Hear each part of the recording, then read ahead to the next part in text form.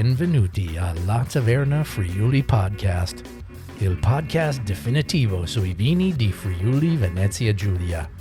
Sono Wayne Young. Troviamoci qui ogni settimana per 4 chiacchiere con vignaioli e altri personaggi da questa sottovalutata regione del Friuli Venezia Giulia nel nord-est Italia.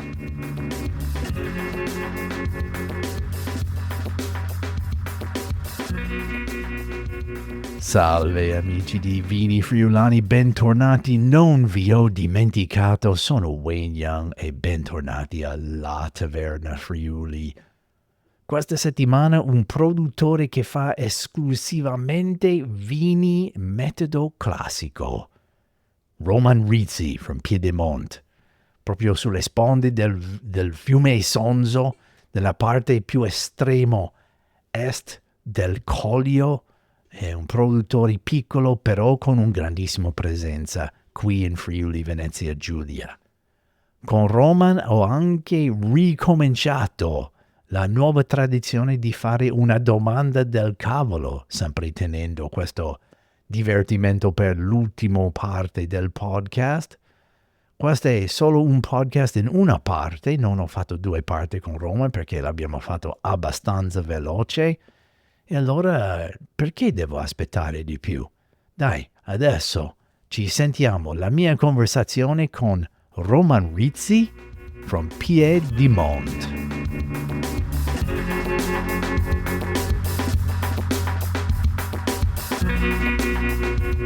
Profonda. No, ma tu hai un voce proprio di radio allora. Un timbro. È vero. Ma hai mai pensato di fare una cosa del genere, lavorare come DJ o come... No, ma è già difficile fare un lavoro. Basta una. Basta. E quando le persone mi chiedono se parlo friulano, dico ho abbastanza problemi con l'italiano. Lasciami rovinare solo una cosa. Esatto. Mi piace di averti qui, Roma. È un piacere di avere... la tua presenza qui nello studio sulla taverna, qui nel Tasting Academy di Colli Orientali, e volevo parlare un po' con te perché tu hai un'azienda che, correggimi se sbaglio, tu fai solo vini spumanti. Esatto, tutto il metodo classico. Tutto metodo classico. Esatto.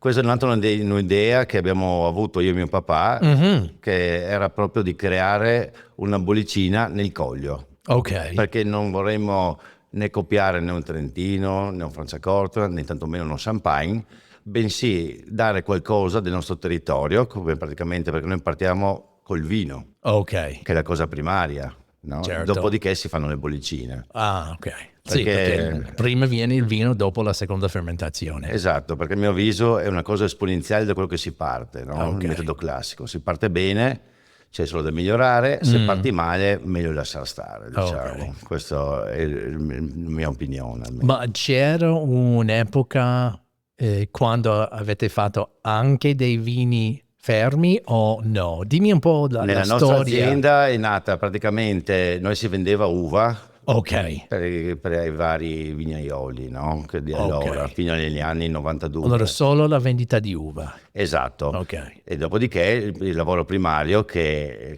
mi ha permesso anche di avere questa azienda, grazie a mio papà, era gli impianti vigneto per conto terzi, che siamo gli unici che piantiamo ancora a vanga, a mano.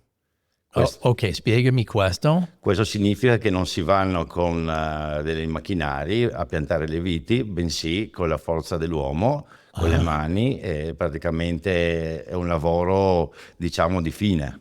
Ok. E questo... Allora praticamente fai un buco, metti dentro la pianta, chiudi il buco. Esatto. Si fa lo squadro, che è importantissimo, perché anche in futuro non si usano diserbi, dicendo, perciò la vite deve essere lì dove il tondino e il palo, che è importantissimo. Ok. E dopodiché i terreni dove si pianta le viti sono solitamente dove sono più vocate, è un terreno più difficile, ovvero ci possono essere dei sassi, ci possono essere della marna che è un po' più grossa, e in quel caso lì si sposta, e una cosa importantissima è quando si pianta la barbatella, no? Si pesta mandando tipo 2 palate di terra fine, si pesta anche le radici in modo che non ci sia ossigeno dentro e l'attecchimento è al 100%. Ah, ok. Allora, il nome dell'azienda è Piedimonte. Esatto. Piedimonte, piedi della montagna, ovviamente, ci vuole, no? Esatto, perché il Piedimonte proprio abbiamo parafrasato un po' il nostro paese, no?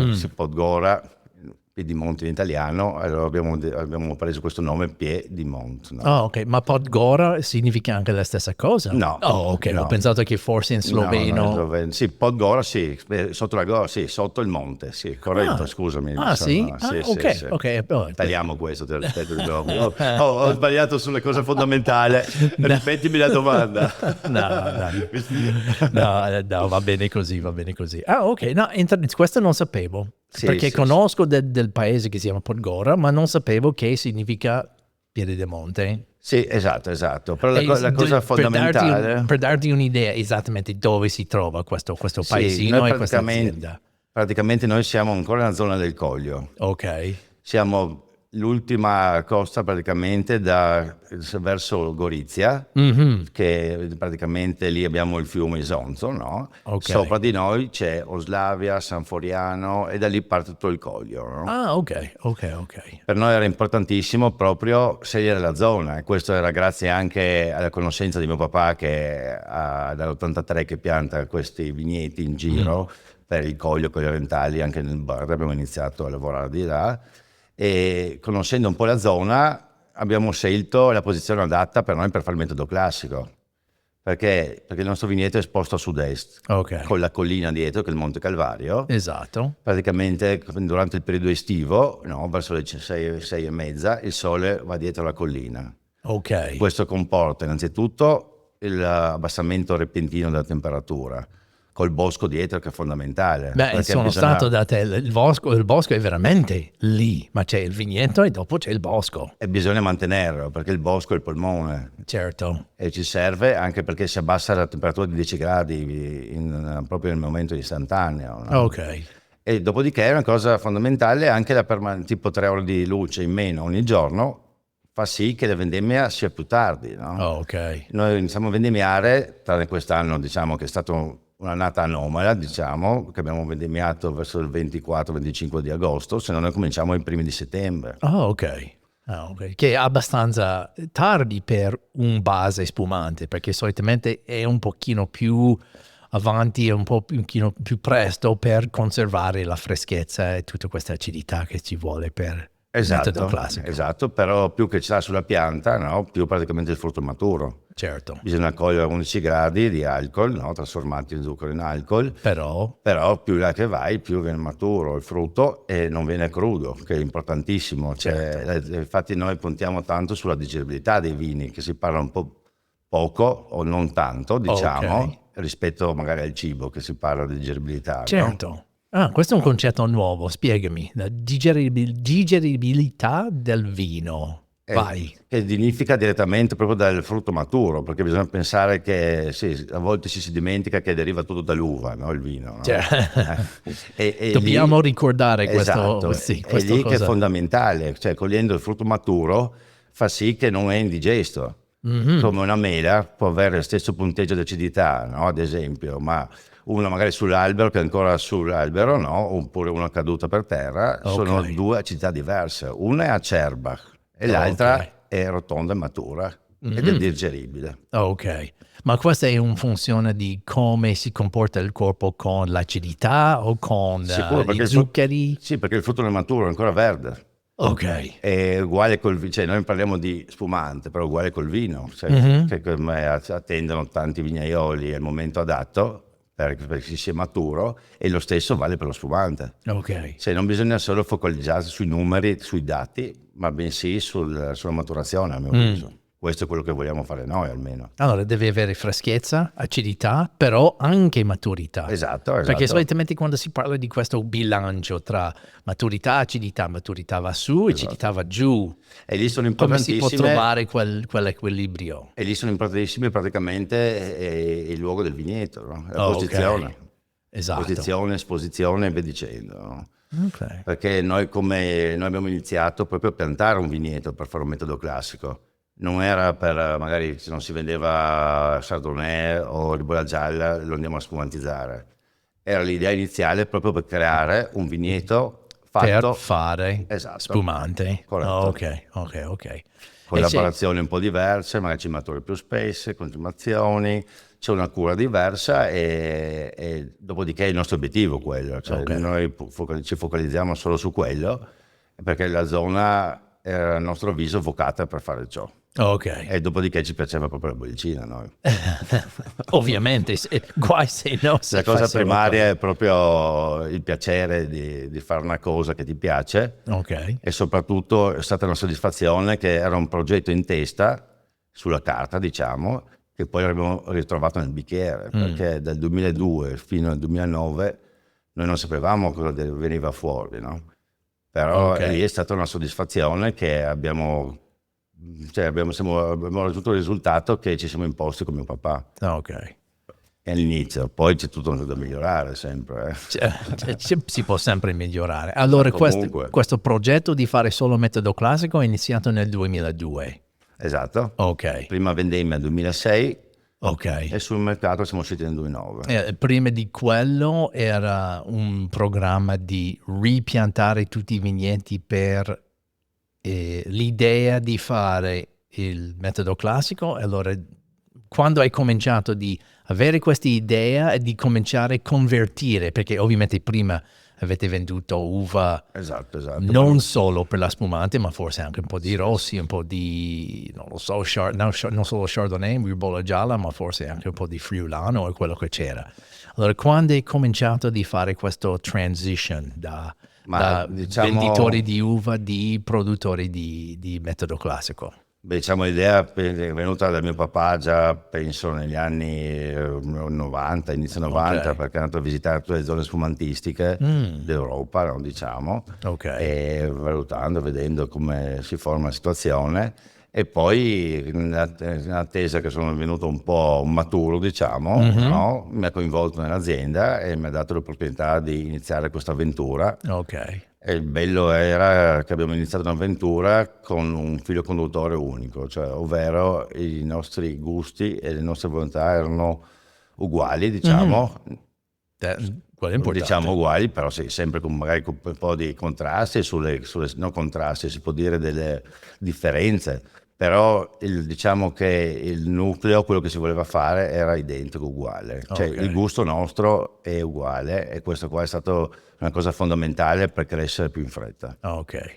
E tu hai sempre avuto questa idea di fare vino nella tua vita o avevi anche degli altri programmi e dopo sei tornato dentro? No, diciamo che prima ho fatto altro tipo studio di informatica che poi non era di mio gradimento, diciamo. Ok. Dopo ho iniziato subito con mio papà a piantare i vigneti in giro e col tempo abbiamo iniziato questo percorso, diciamo. Ok. Però sì, Allora non sei andata all'università per enologia o no, niente. Poi siamo stati, diciamo, la nostra anche fortuna era di iniziare questo percorso con il nostro enologo che è Natale Favoretto. Come si chiama? Natale Favoretto, Ok. che lui ci ha permesso di avvantaggiarsi in molti anni, perché con l'esperienza che ha lui, no, ci ha permesso veramente di crescere più in fretta, perché ogni 4 anni se sbagli una cosa hai altre annate indietro che non sono corrette. Ok. Perciò bisogna andare decisi e lui ci ha dato una grande mano perché è un grande tecnico e anche uno che rispetta le idee dell'azienda, che è fondamentale. E dopo a mio avviso è uno dei migliori in giro che ci sono, solo che non è... Boh, questo qua lasciamo stare. Bene. No, comunque veramente è bravissimo lui, ci ha dato veramente una mano, un'eleganza totale, perché sì, lui ha anche varie aziende, cioè, parliamo anche di Ground, parliamo del Ok. Carpino, parliamo Castellada, parliamo di tantissime aziende diverse Ok. che lui le segue, le ha seguite, o meglio, no? Perché adesso è in pensione, però ci ha dato una grande mano. Bene. A parte, abbiamo parlato un po' della posizione dei vigneti, no? Sì. Quando si parla di questa est, allora, più fresco nel pomeriggio, ritenuto queste cose. Altre cose che dovete fare quando si pianta un vigneto solo per il metodo classico? Ci sono altre considerazioni che devi fare? No, diciamo il vigneto, l'impianto è uguale come per far vino, no? Ok. È solo la posizione che è, poi bisogna scegliere distanze che magari col metodo se fai buio, se fai cappuccino e via dicendo. Più produzione o meno produzione? Così. Esatto, ma diciamo che bisogna fare la produzione massima, perché però non si fa come una volta che era come una casassa che si faceva 200 quintali, No. perché abbiamo gli 80 centimetri da vite a vite, perciò più di quello non viene, però l'obiettivo è che ci sia tutto, noi non diradiamo l'uva, perché come dicevo prima ci deve essere quell'acidità, è fondamentale avere anche i chili, se no si va a vendimare troppo presto e lì si finisce... Niente di radamenti allora? No. Prova di... ok. Niente. Cimature più spesse per bloccare la pianta, diciamo. Noi in questo caso giù a Piedimonte abbiamo inerbimento. Un? Inerbimento. No? Inerbimento, esatto, ok. non andiamo a arare, anche negli anni tipo si forma anche humus sotto nel terreno, abbiamo un equilibrio diciamo maggiore su tutto il campo. Comunque sono scelte che si fanno in base alla posizione che hai. Ok. Cioè non è detto che da un'altra parte si cambia, perché bisogna valutare il terreno, magari le esposizioni, anche se c'è vento o meno, che altitudine c'è, se il terreno è bagnato, comunque sono tutti i nostri terreni che non adoperiamo acqua, no? Ok, e i terreni sono quelli classici di Coglio? C'è un po' di marna, sì, in apice, sono due sottobosco, diciamo, che però sono terreni che sono anche fertili perché sotto sono molto bagnati, sanno perché il Calvario è pieno di acqua, no?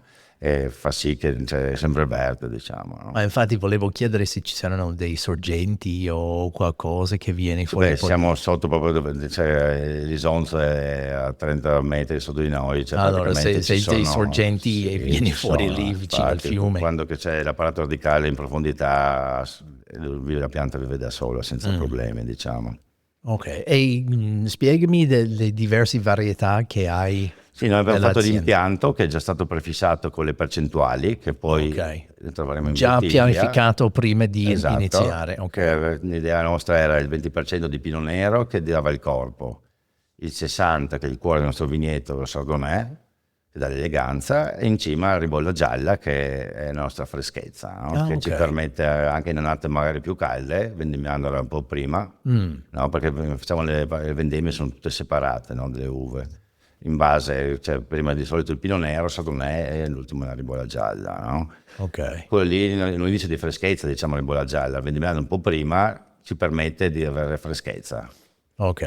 Perché come nostra idea iniziale noi siamo partiti solo col Piedimonte, cioè tutti millesimati, man mano che siamo andati avanti, cioè un po' ci siamo aggiustati, perché è sempre una ricerca di cambiare in meglio, o si spera in meglio, no? Almeno, no? Perché ci sono tante varianti e variabili nel metodo classico che a mio avviso devi focalizzarti su un punto, perché se ne scegli vari puoi perdere il filo, diciamo. No? E infatti poi cosa abbiamo fatto? Siccome non avevamo vini di riserva, abbiamo fatto delle riserve proprio del vino stesso, ovvero Chardonnay o Pinot Nero. Ok. Allora vini finiti, fermi, che voi tenete a parte. Esatto, noi facciamo le vinificazioni separate. Ok. E una piccola percentuale va anche in barrique, no? Che sono barrique nuove, diciamo 1, 2, 3 anni, giusto per dargli un po' di grinta. Ok. Diciamo che vengono da ottobre fino a gennaio. Lì in gennaio abbiamo le varie vasche, che sono piccoline perché noi siamo piccolissimi, no? Produciamo sulle 15.000 bottiglie. Solo? Esatto. Ah, non sapevo che siete così piccoli. Sì, Io ho pensato una 30, 40. No, teniamo queste perché cerchiamo di creare il massimo con quelle situazioni che abbiamo lì. Ok. Su quanti ettari? Noi abbiamo 2, 3,5.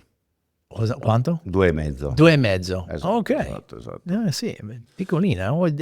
Tu hai una presenza più grande di questo nel mercato, almeno sulla mia testa È perché negli anni abbiamo anche quelle riserve, no? Ah, ok. Cioè, sono Fatto un 15.000, impatto. diciamo, sì, perché magari c'era qualcosa di 17.000, qualche volta 14, però 2.000, 2.000, 2.000 avremo bottiglie ferme per 80.000, diciamo, no? Per varie annate, no? Ok. Però con questo cosa ci è permesso, con queste riserve? Innanzitutto doveva essere l'annata corretta per fare la riserva, no? Perché non tutte le annate sono vocate per fare ciò. Però il nostro obiettivo è fare sempre grande il Piedimonte. Cioè, perché non è il nostro vino base, perché come ti dicevo, con 15.000 bottiglie non può essere un vino base, Ok. è quello che ci rappresenta, è il nostro biglietto di visita che deve essere, nonostante che è un millesimato, ci saranno cambiamenti sicuramente da annata a annata, perché Ok. ogni annata è una storia a sé, però col solo spumante aveva un desiderio di fare un po' una tracciabilità nei vari anni, no? Che sia riconoscibile, Ok. che è una, diciamo, una nostra ambizione, anche che sia riconosciuto come uno sfumante del Coglio. Ok. E che cos'è il scopo di questa riserva? Cosa lo fai? Come viene utilizzato? Sì, si estraggono praticamente le piccole percentuali, si parlano di 1.000 bottiglie, 800, dipende dalle annate, di cosa, in annate vocate logicamente, che come dicevo prima che si possono estrarre dall'annata, perché il vino è quello e lì Ok. bisogna decidere cosa fare, no? Però sono annate che abbiamo fatto con lo Chardonnay o il Pinot Nero anche, che infatti abbiamo piantato un altro vigneto solo di Pinot Nero, che sarà una nostra riserva ulteriore, no? E praticamente per far sì che che hanno una marcia in più logicamente, no? Tenendoli anche più tempo sui lieviti. Si parla di Ok. 5-6 anni, anche Ah, 7. allora non è un vino fermo che lo tieni come riserva, è No, proprio delle bottiglie esatto, esatto. particolari che lo tieni in Noi riserva. decidiamo in gennaio, Ah, ok. Oh, sì, ho capito male. Ok, ok. forse mi sono espresso io male. No, ma ho sentito male sicuramente. Praticamente no, noi decidiamo in gennaio, Ok. facciamo le vasche e da lì in poi si decide cosa verrà messo in bottiglia, cioè rifermentato, Mhm. e, o Piedmont, o magari Chardonnay, Blanc de Blanc, oppure Pinot Nero, oppure un 50-50, 50 Chardonnay, 50 Pinot Nero. Mhm. Ah, ok. Allora, secondo me questo è il punto giusto per chiedere quanti diversi metodi classici fate. Come Allora, Piedmont è il base. quello che c'è sempre. Ok, e Poi con le quello è Pinot riserve. Nero, Chardonnay, Ribolla Gialla. Esatto, poi con Ok. le riserve a volte si può trovare tutte, a volte alcuna, a volte anche nessuna, perché non abbiamo questa continuità con le riserve. Ah, ok, allora, no, allora da anno in anno può cambiare. O quest'anno non Esatto. facciamo 100% Pinot Ad Nero. esempio il Pinot Nero l'abbiamo fatto il primo anno, che anche aspettando dopo 18 anni dell'età del vigneto, abbiamo fatto la prima volta un Blanc de Noir, che Ok. abbiamo fatto 700 Magnum, poi l'abbiamo fatto nel 2017, dopo l'anno successivo il 2020, Vintage. Ah, ok. E poi non l'abbiamo ancora più fatto, cioè ad esempio. Ah, ok. Allora viene deciso anno in anno, Esatto, esatto. a parte della base, il Piedemonte, il Quello cuore, è sempre. e dopo si decide, ah, Esatto, quest'anno il esatto. Chardonnay è venuto super bene, facciamo un Blanc de Blanc. Esatto, Oh, esatto. quest'anno è venuto super bene il Pinot Noir, facciamo un Blanc de Noir. Esatto. Per In Italia si può usare questi termini, Blanc de Blanc e Blanc de Blanc de Noir. Blanc sì, Sì? Blanc de Noir sì anche. Ah, ok. Sì, No, ho sì, sì, pensato sì. che doveva essere sempre in italiano. Quello no, sì, no, quello no, quello c'è, per adesso Sei a posto. mi sembra di sì. Ok. Speriamo. Se, No. se vuoi posso tagliare quel No, no. per non Oh, tirare non attenzione. andiamo, non andiamo sullo specifico magari. Ma in teoria dovrebbe essere perché me l'hanno permesso. Cioè, ad esempio, la riserva non si può mettere. Per la parola riserva, quello lo Esatto. so. Quello lì sì. Ok, perché riserva deve essere specificato dal doc perché deve essere Corretto, certi corretto. anni o certo Sì, quale quello che sfumante non si può mettere, anche il Coglio non puoi mettere, no, perché non Ah puoi no? mettere. No, Ah, no. Coglio non si può No, noi mettere. abbiamo i terreni del Coglio. Cioè, il nostro terreno è Coglio, Ok. però non possiamo mettere il nostro vino spumante di qualità, no? Sarebbe un vantaggio di avere quella parola sulla bottiglia, secondo te? Ma un vantaggio è praticamente, a mio avviso, è una cosa obiettiva, perché noi siamo lì. Ok. Farebbe sempre cioè, ci farebbe piacere perché siamo del Coglio, Ok. è il nostro territorio. Hai mai provato a fare il lobby con il DOC per essere No, incluso o non è così tanto no. importante? Non l'abbiamo fatto perché dopodiché siamo solo noi, no? Non c'è, Ok. da solo non vai da nessuna parte, a mio avviso. Non Cioè, ci sono altri produttori di metodo classico in quello- Coglio? cioè, Dovrebbe ci esserci. sono, si fanno, ma penso che quelle migliaia di bottiglie o di Ok. più o di meno le fanno di sicuro. Mm. Noi abbiamo un'idea, cioè noi abbiamo solo sfumante, metodo classico, quello lì è una cosa diversa, ma dopo un po' le bollicine sono state fatte, sì, non siamo non siamo i primi perché siamo stati anticipati da altri grandi, noi l'abbiamo fatto su un'altra zona. Ok. E come viene fuori Friuli DOC o viene fuori No, come vino IGT? spumante di qualità, sì. Ah, ok, vino spumante di Sì, sì, qualità. sì, sì, Ok. E Pinot Nero, Pinot Noir, dimmi come si comporta, perché la leggenda è sempre che è difficilissimo per fare, però Ma puoi raccontare diciamo, come viene da te? ma diciamo che praticamente per noi è stata una novità perché si conosceva lo Chardonnay, si conosceva la Ribolla Gialla che aveva lavorato per vari anni con i terreni nostri. Il Pino Nero piantato lì è stata una sorpresa a Piedimonte. Cioè, innanzitutto, come nel mondo, diciamo, nel vigneto non ci crea nessun problema e anzi è una garanzia ogni anno, perciò è piantato Dai. anche da un'altra parte, ad esempio. Poi logicamente magari parlando, chi fa vino è una difficoltà maggiore. Noi cogliendo l'uva a 11 gradi non abbiamo nessun problema con il Pino Nero, anzi. Dai, Sì, no, ci dà una grande soddisfazione. non è delicato, non ha problemi di No, peronospora, muffe o no. robe. No, Probabilmente sei la fortunato. difficoltà è magari farlo vino, no? Che termina la maturazione completa, quindi magari può darsi che ci sia. Nel nostro caso non abbiamo problemi. No, Sei l'unica fortunato. cosa può essere che durante i vari anni, no, devi andare dentro e intervenire 3 volte la vendemmia, che non ha un'omogeneità, diciamo, Ah, ok. che non ha un'omogeneità di maturazione e Allora devi selezionare quei a grappoli che sono volte pronti e dopo sì, ritornare a dopo volte qualche esatto, giorno esatto, per... Ah, non esatto. sapevo che il Pinot Nero comporta in Ma quel modo lì. certe annate, diciamo, Ok. no? Non è una cosa, però sì, bisogna stare dietro un po' a tutto, perché è importantissimo come se l'uva cogliere il momento giusto, come per tutti e soprattutto per chi fa metodo classico, Esatto. perché devi cogliere in quel giorno lì, cioè, non ci E- sono domeniche o lunedì. Esatto, come dico sempre che quando l'uva è pronta non si può dire no, è domenica andiamo per una camminata in montagna con il cane. No, devi lavorare, devi Come essere d'altronde lo lì. fanno tutti. Esatto. Come è andata quest'anno, questo 2025? Sei Quest'anno soddisfatto? sì, mi ha sorpreso, innanzitutto Dai. perché cogliendola prima l'uva c'era questa preoccupazione un poco, diciamo, magari di crudità, Mm. ma che non è venuta fuori nei vini, anzi sono venuti molto puliti e freschi e diciamo non siamo stati colti fortunatamente da eventi atmosferici molto importanti quest'anno, almeno ci siamo un po' salvati, diciamo, Ok. che è fondamentale. Sì. È la E preoccupazione sotto maggiore. quel monte lì ho pensato che forse è una zona un po' protetta di questi tipi di... Ma O ce dipende da l'avevi nel dove, passato? ma dipende da dove viene, se Sì. viene dove viene il vento, Eh. qualcosa ti può salvare se viene dall'altra parte sicuramente, no? Ma non è una cosa sicura al Sicura? Ok, 100%, sì, no? non è proprio un Si reparo. vive sempre pregando. Ah, ok. È sempre più comune questi fenomeni, no? Qui in Friuli. Ma diciamolo, sono stati un po' sempre. Sì, però era una volta ogni paio di Ma anni, diciamo adesso che è quasi ogni anno adesso. un po' da ricordi era più su zone, c'erano magari delle zone continue, erano tipo 5-6 anni in una parte, dopo si spostava dall'altra, Ah, ok. c'erano molto, cioè diciamo, si spostava a fasce, no? Ok.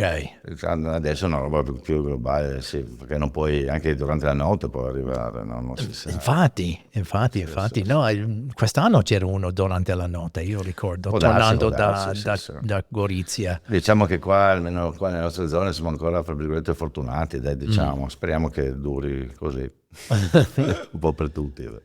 Allora, dopo che si fa il vino e dopo va in bottiglia per fare la seconda fermentazione, il proprio metodo classico, quanto tempo rimane in bottiglie? Che cos'è la vostra procedura? Quanti anni? Sì, ad esempio nel Piedimont teniamo 34 mesi su lieviti. 34, Esatto. allora quasi 3 anni. Sì, dopodiché con le riserve, come dicevo prima, andiamo su 6-7 anni, dipende un po' dalle Wow. annate, no? Diciamo dai 5, 6, 7, quello di nostro, finora è il nostro obiettivo, perché dipende dall'annate, perché non tutte le annate sono vocate per un mantenimento lungo, no? E dopodiché una cosa importante che noi ci teniamo è dopo la sbocatura che le bottiglie rimangono in cantina prima della vendita, no? Perché è importante in mesi, ma a mio avviso è importante, almeno con il nostro spumante, l'abbiamo notato, che praticamente lo spumante rimanga fermo un po' in cantina, che si stabilizzi un po', perché subisce uno stress dopo la sbocatura, e in modo da portare sul tavolo le bottiglie che siano omogenee una all'altra. Allora non viene sboccato e immediatamente è venduto. No. Ok. Diciamo che col Piedimont andiamo sui 7 mesi, fermo in cantina prima della vendita, e con le riserve un anno e mezzo, dipende un po' dalle strutture dei vini. Allora, dopo la sboccatura viene subitamente confezionato o si fa anche un momento di aspettare prima di etichettare, capsulare le bottiglie? Sì, no, rimangono lì ferme perché sì, non abbiamo nudi, pronti ma nudi, esatto, e dopo esatto. quando è pronto un po' di Esatto. quando è tempo di vendere, scusa, Sì. si mette la confezione, tutto quanto, e dopo viene spedito. Sì, sì. Ok. Sì, anche per un motivo che sempre c'è dentro, sono 6 atmosfere, no? Può darsi che se qualche bottiglia Scoppia e dopo, essendo dentro nel cartone, può anche rovinarsi. si rovina tutto. Esatto. Però una bottiglia in cestone, pronto di andare, si rompe, ok, si lava la bottiglia comunque. Perché bisogna pensare che una bottiglia in un metodo artigianale come facciamo noi viene presa 115 volte in mano, non dall'inizio alla fine. Pensa a te. Con i rimoise, con le varie etichettature, pulito, sono diciamo, fatto in modo artigianale come lo facciamo noi, impiega un po' di tempo. Mamma mia. Ma tu anche la sboccatura lo fai a mano? No, la sboccatura abbiamo una macchina. terzi, sì, no, ci affidiamo a ditte specializzate che ci forniscono. Perché ogni tanto si vede questi che fanno la sboccatura proprio a mano, che dovrebbe essere abbastanza difficile. Sì, oltre che difficile, roba così, ci sono delle perdite maggiori, no? Ah, ok. Delle perdite maggiori, anche il tempo che poi ci impieghi dalla bottiglia aperta fin quando la tappatura. Sì, ci sono delle cose che grazie alla tecnologia ci sono affinate e ci hanno reso la vita un po' più semplice e anche la qualità maggiore, perché non tutte le cose bisogna pensare che sono venute per niente, no? Bisogna focalizzarsi sempre sulle cose storiche, vecchie, no? Ma se c'è la possibilità di migliorare, perché no? Esatto, ma questa è la storia che ho sentito proprio in Champagne. Quando ho visto tutti questi viti bassi, molto vicino, ho chiesto a un produttore, ma c'è un vantaggio di questo sistema? E lui ha detto c'era un vantaggio, ma adesso sarebbe meglio se erano un po' più alti, però non si cambia perché quella è la tradizione. Sì, chiaro. E allora sì, seguire una tradizione anche artigianale, però la tecnologia si conferisce una qualità in più o un lavoro più pulito, secondo me è meglio seguire la tecnologia, no? Anche a mio avviso, sì. Hai qualche tipo di dossaggio particolare? Hai un liqueur particolare per i tuoi vini? L'unico vino dosato è solo il Piedimont nostro, no? Che la liqueur di spedizione viene fatta col vino base dell'anno precedente.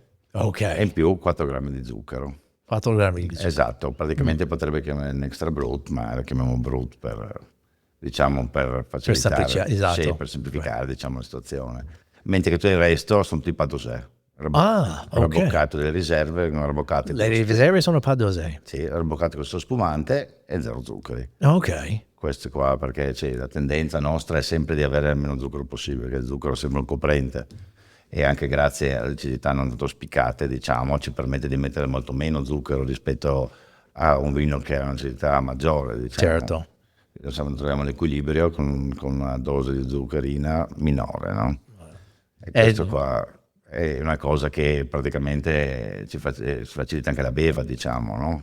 Per me anche, a me preferisco quel stile lì. Secondo te il mercato chiede sempre meno zucchero nei spumanti? Questa è una cosa, Sempre un trend, meno, sempre meno. sì, dopo perché anche la gente è più culturata, perché cioè, si va, perché è come bere un caffè, no? Ad esempio, cioè, per bere un buon caffè non mettere lo zucchero, Ok. però è difficile il passaggio iniziale, no? Con il caffè, con lo Ah, zucchero e toglierlo. esatto. All'inizio ti pare non buono e dopodiché scopri tutti i profumi, gli aromi che sono fondamentali e sono una marcia in più rispetto a un altro caffè, diciamo, basic. Ok. Ma sì, ovviamente la qualità del caffè è importante, Esatto. ovviamente. Però io ero proprio così, perché io ho un pacchetto per le tazze di espresso, no? Dopo ho cominciato un pochino meno, adesso metto qualche grano, però se il caffè è particolarmente buono non lo metto neanche. E Esatto, allora esatto. sì, secondo me è una cosa che devi E la stessa cosa abituarsi. se hai dentro il vino, no? È inutile nasconderlo, no? Esatto, con lo zucchero. Esatto, esatto. Ok. Spesso secondo te viene usato un po' di zucchero in più per nascondere qualche Ma diciamo che difettino, qualche ma a problemino? mio avviso probabilmente dipende da una cosa commerciale, se Ah, hai 100.000, 200.000 bottiglie devi pensare a cosa di chiara la massa, no? ah, Avendo poche bottiglie ti può permettere, diciamo, non dico tutto, cioè per piano scegliere una cosa che obiettivamente piace a te. ok. E con la tua produzione dove si trova il tuo mercato migliore, il tuo Diciamo, la gran mercato? parte abbiamo qua in Qui in Friuli, Friuli. esatto, perché inizialmente ci piaceva avere anche un zucchero duro nel nostro territorio, perché cioè, ci piaceva proprio far presenza qui. Dopodiché abbiamo poche realtà in giro per, diciamo, in Olanda, diciamo, abbiamo in Svizzera, ci sono stati vari luoghi che siamo andati fuori, non sempre costanti, ma diciamo cercando sempre di uscire fuori perché ci farebbe piacere anche avere una possibilità di farlo assaggiare in altri posti. No, ovviamente sì, bello di vedere Sicuro, il sicuro. tuo vino viaggiare Sì, per il sì. mondo. Fortunatamente ci sono tante persone che vengono da noi, da altre Ah, parti del mondo, no? Però al di fuori hai qualche cerchiamo. attività di agriturismo o No, abbiamo sala solo... di degustazione? Esatto, esatto, Ok, dove sono degustazioni. stato io. Che è Corretto. molto bello. Grazie. Ah, lavori tanto allora alla sala di degustazione. Ma ultimamente sì, noi eravamo in un punto che non era, c'era quasi di passaggio, cioè uno si andava a Oslavia, andava a San Floriano, non che venivano a Piedimonte, no? Man mano negli anni, grazie a Dio, cioè, abbiamo delle soddisfazioni, Ok, che fa sempre piacere, così che è bello che uno arrivi a casa anche per spiegare e per vedere, perché diciamo, il nostro obiettivo di visita è proprio il vigneto, no? Noi certo. abbiamo cantine storiche importanti e quello che noi puntiamo tanto è proprio vedere la posizione del nostro vigneto Sì, e sì. speriamo anche che siano felici con la nostra ospitalità. No, ma anche quando sono stato da te, vedere proprio i vigneti indietro della casa, sotto il monte, è una posizione abbastanza impressionante, molto, molto bello. Ah, grazie. Quanto si vende direttamente invece di tramite distributori? Questa è una risposta un po' difficile perché per conti non li ho fatti tanto bene, diciamo Ok, che la gran parte viene sulla ristorazione, ok. diciamo, di cui praticamente noi siamo un'azienda cioè sono un'azienda che faccio di tutto, perché mi occupo del vigneto, della cantina, anche del vendere il vino, perché propongo io, perché Ah, tu vai in giro proprio personalmente? esatto, Ah, esatto. non fermi mai. Qua in Friuli no, perché abbiamo fatto una scelta anche per mostrare la nostra azienda e metterci proprio la faccia, diciamo. Ok. E il posto più bello dove ti ha portato il tuo vino, dov'era? Dove sei stato per proporre i tuoi vini che è piaciuto di più? Ma questa è una domanda un po' guarda, ogni volta diciamo, una scoperta diversa. Qualcosa che ha E lasciato dopodiché, un'impressione. ma guarda, oltre che il post tutto quanto, è anche la giornata e la comunicazione con altre persone che ti crea la giornata speciale. Che non Certo. è detto che bisogna che sia un castello Ah, ok. oppure O una città eccezionale. o una cascina, diciamo. Ok. Il bello del vino è proprio creare questo feeling, diciamo, no? Che comporta fra io che lo spiego, il vino che viene percepito e la gente che ti comunica qualcosa. Ok. A mio avviso questo qua è più che il luogo, è una cosa diciamo non fondamentale. E questo qua è una cosa che il vino noi dobbiamo ricordarci sempre che fa socialità. Ok. E a casa con te, con tua la famiglia e tutto quanto, perché se hai un'azienda che fa vino fermo, tu hai bianchi, rossi, forse un spumante, forse un dolce, hai sempre una scelta di diversi tipi di vino. Allora, una serata di carne hai un rosso, una serata di pesce hai un bianco, però tu fai solo spumante.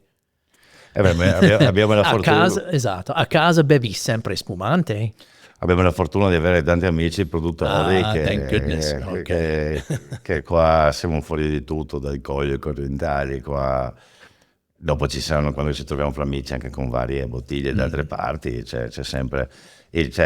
Il bello è assaggiare sempre altre cose, perché bisogna avere sempre una mentalità, a mio avviso, aperta per anche sapere cosa succede in giro e gustare anche dei risultati altrui. Però gran parte tu bevi A me spumanti a piace casa. bollicine, sì, Ah, ok. ma non è Come che hai non detto so, prima. sì, ma c'è sempre anche di altri, robe così mi piacciono assaggiare quando è una cosa buona non ha colore. Ok.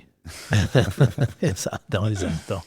Tu hai un spumante, un metodo classico, potrebbe essere friulano, ma potrebbe essere anche fuori Francia, qualcosa che per te ha lasciato un'impressione, perché ovviamente facendo e bevendo spesso questo tipo di vino, ovviamente deve esplorare, deve andare in giro a capire cosa fanno in Francia, come fanno anche in Alsazia, il Cremant, tutte queste cose qua. Spagna, Stati Uniti, c'è un altro vino, un vino spumante, un metodo classico che ti ha lasciato un'impressione che hai detto, mamma mia, questo è veramente Sì, no, ci sono buono. tantissimi, ci sono. Uno che viene in mente? Ma guarda, abbiamo iniziato questo Memorabile. percorso, ma cose che memorabili sono quelli che ti hanno lasciato un po' un'impronta, Mhm. diciamo. Come all'inizio era, diciamo, anche il vino base del Bella Vista, l'etichetta verde, allora è stato uno spumante che ci ha fatto aperto gli occhi, per dire, no? Con la bevibilità, con la freschezza.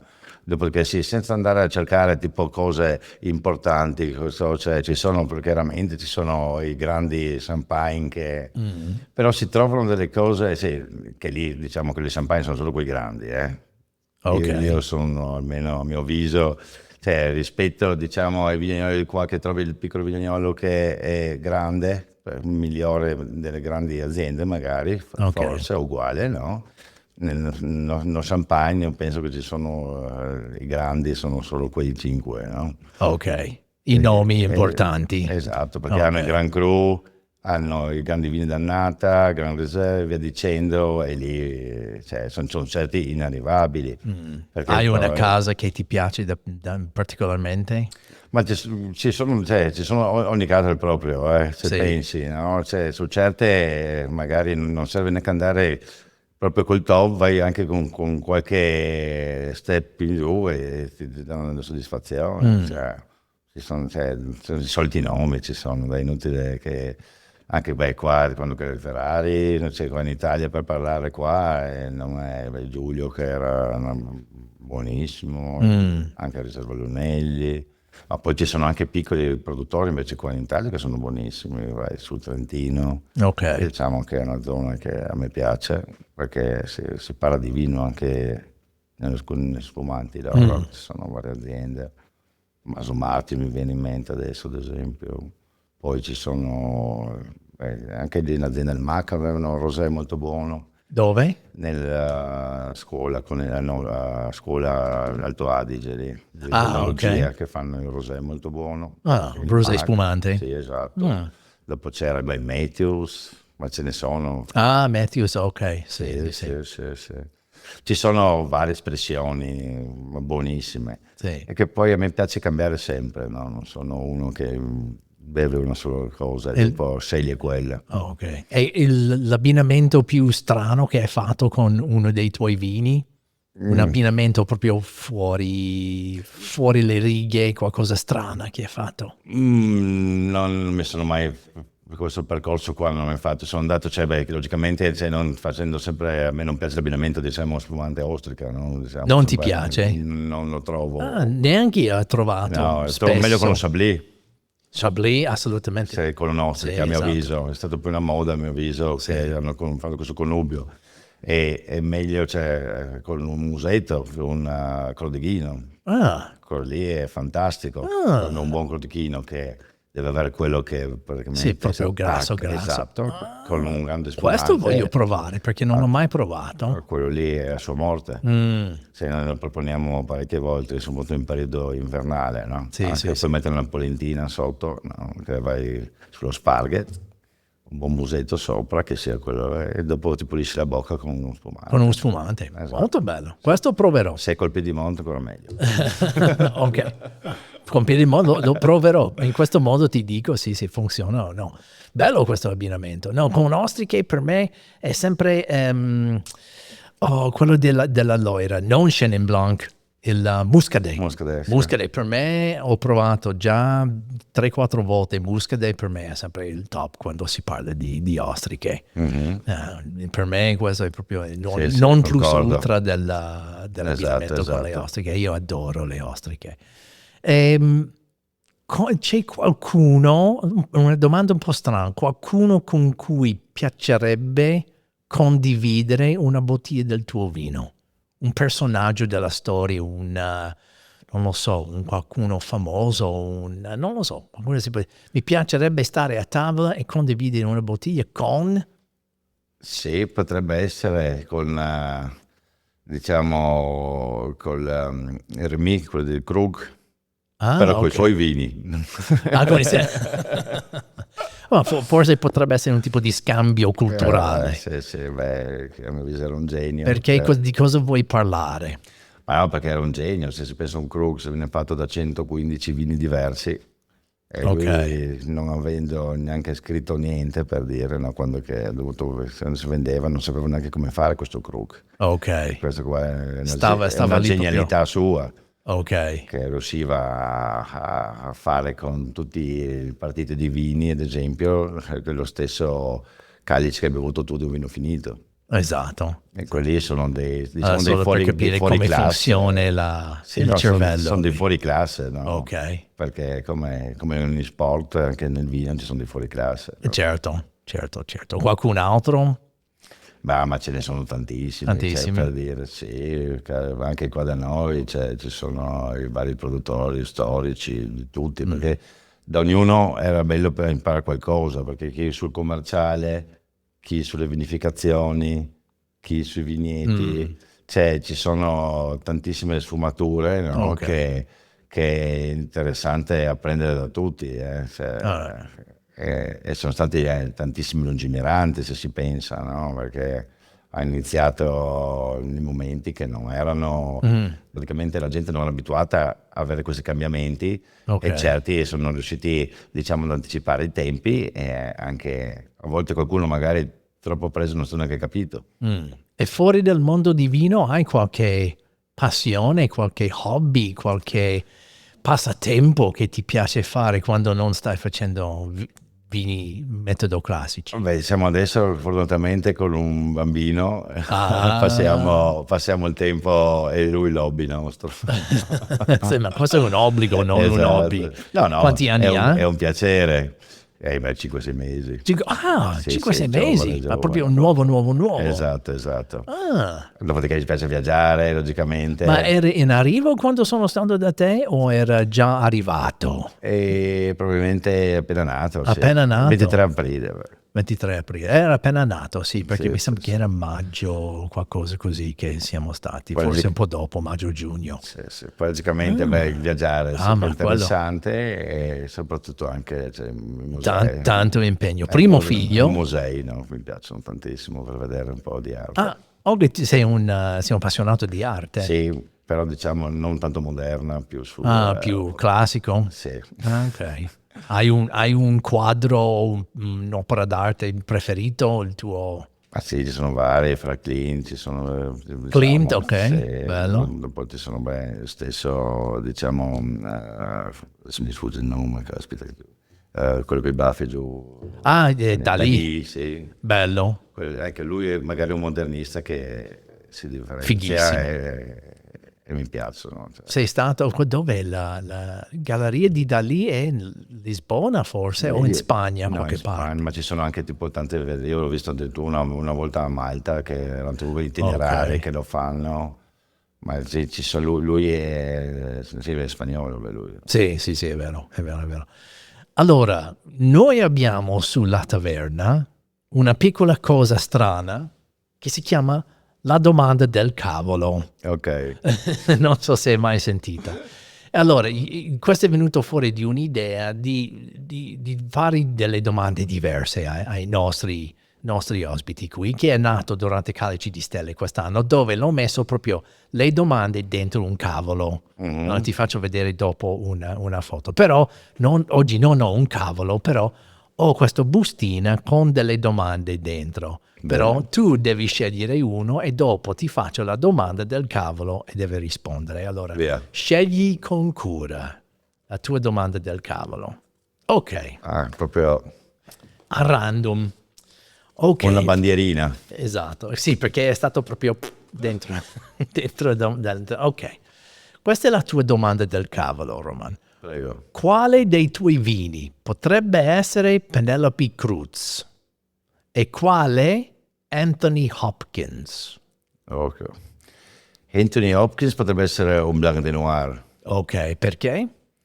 Perché diciamo oltre la sua diciamo espressione di tenebra ha fatto sempre dei film diciamo un poco cupi, diciamo sempre era l'antagonista, sempre cioè, era sempre reputato un po' diciamo un pazzo, Ok, no? Ma Hannibal pazzo Lecter, però no? sì, però intelligente, no? D'altra Bravo. parte.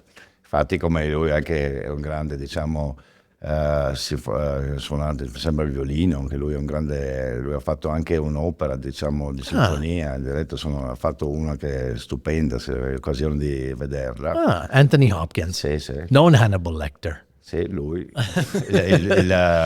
come si dice, Dottor Jekyll e Mr. Hyde. Ok, ok, ok. E quello lì potrebbe essere perché anche il Pino Nero nasconde, diciamo, una difficoltà, diciamo, tecnica, tutto quanto, no? E poi però può essere una sinfonia se raggiunge l'obiettivo. Bello. E Penelope Cruz? Hai un vino Penelope Cruz? E nel Cruz può essere il Piedimonte, no? Ah, ok. C'è Sì, questa freschezza, eleganza, bellezza. sì. E Sì, diciamo, intrigante. esatto. Ah, è molto bello.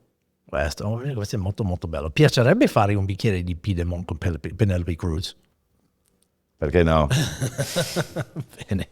C'è qualcosa che non ti ho chiesto, Roman? Qualcosa che non l'abbiamo coperto, che ho dimenticato chiederti o che volevi dire? Che non ho Ma faccio sempre questa domanda ai sì. miei ospiti perché forse ho saltato qualcosa che era importante Mhm. nella storia o con i tuoi vini. Ma diciamo, penso che siano stati esaustivi su tutte le situazioni. E l'obiettivo, come c'è, tipo quello che noi vogliamo fare, è sempre mantenere questo, diciamo, questo percorso con lo sfumante e non cercando altri obiettivi, no? E Bello essere specialista. sì, si cerca perché come c'è il bello di questo viaggio è che c'è sempre una novità, un'altra perfezione, dopo giochiamo sempre con il tempo, con la situazione per vedere sempre in maniera più difficoltosa o meno rispetto alla nata, però per raggiungere l'obiettivo finale, che è avere l'uva sana, no? Esatto. E coglierla al momento corretto per dare delle espressioni diverse e anche diciamo un curriculum da 20 vendemmie Che che non è ci ha poco. permesso con 40 anni, questo ripeto, no, anche grazie a mio papà perché mi ha dato questa opportunità di crescere subito e anche di scegliere la via di questi sfumanti, no? Perché Ok. prima si è nati, come dicevo, con uno sfumante solo, dopo ne abbiamo fatti vari, ma sempre mantenendo l'obiettivo del Piedimonte, no? Hai qualche progetto per il futuro, qualcosa che stai pensando adesso di creare nel futuro, un nuovo vino, un Beh, nuovo il vinetto? progetto è proprio quello del Pinot Noir, no? Del Pinot Noir, Sì, che abbiamo ok. piantato un vigneto. Ok, sì, hai detto prima. Esatto, sì, sì, l'ho chiamato Claudi Paoli. Clodi Paoli. Paoli, che è mio papà. Ok. E tuo papà quello. c'è ancora? Sì, Sì, ok. Corre ancora sui vigneti. Bravo. Quanti anni ha? 65. Ah, la giovane. Sì, Ha sì, 5 anni sì. più di me, cavolo. Allora sì. E ancora. Infatti Bene. ci aiutiamo a vicenda, quando che abbiamo tempo io vado da lui da me. Fratelli, sorelle? No, No? Only child. Esatto. Oh, allora tutto sulle tue spalle. Wow. Allora, bene. Roman, grazie tantissimo, è Ti stata una ringrazio. bellissima conversazione. Vedi che era Buonissimo. facile. Ti Sì. ho detto. Ecco, se piacere se possiamo assaggiare il vino, che lo porto fresco. Va benissimo, con grandissimo piacere. Eccoci qua. Grazie, È stato un piacere. piacere mio. Voglio ringraziarvi per essere qui alla Taverna. Non dimenticate di seguirci su Instagram alla Taverna Podcast, Facebook alla Taverna Friuli, e se ci ascolta su Spotify o Apple Podcast, lasciaci una recensione di 5 stelle.